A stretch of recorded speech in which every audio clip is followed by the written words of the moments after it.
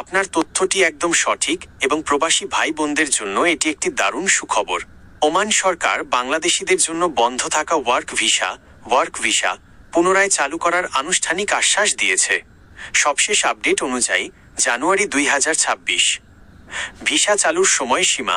ওমানের শ্রমমন্ত্রী মাহাদ বিন সাইদ বিন আলী বাওয়াইন আশ্বাস দিয়েছেন যে আগামী 2 মাসের মধ্যে বাংলাদেশিদের জন্য ওয়ার্ক ভিসা পুনরায় চালু করা হবে। বৈঠকের প্রেক্ষাপট সৌদি আরবের রিয়াদে অনুষ্ঠিত গ্লোবাল লেবার মার্কেট কনফারেন্সের এক ফাঁকে বাংলাদেশের প্রবাসী কল্যাণ ও বৈদেশিক কর্মসংস্থান উপদেষ্টা আসিফ নজরুলের সাথে বৈঠকে এই সিদ্ধান্ত জানানো হয়। কেন বন্ধ ছিল? ওমান সরকারের পক্ষ থেকে জানানো হয়েছে, মূলত অবৈধ বা আনডকুমেন্টেড কর্মীদের বৈধ করার প্রক্রিয়াকে অগ্রাধিকার দিতে 2023 সাল থেকে সাময়িকভাবে এই ভিসা বন্ধ রাখা হয়েছিল। পেশাজীবীদের সুযোগ।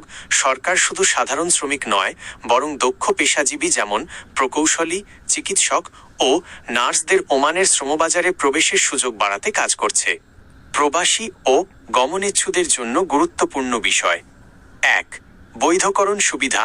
ওমানে অবস্থানরত অনিয়মিত বাংলাদেশি কর্মীদের কোনো জরিমানা ছাড়াই বৈধ হওয়ার সুযোগ দিচ্ছে ওমান সরকার। 2. দক্ষতা যাচাই।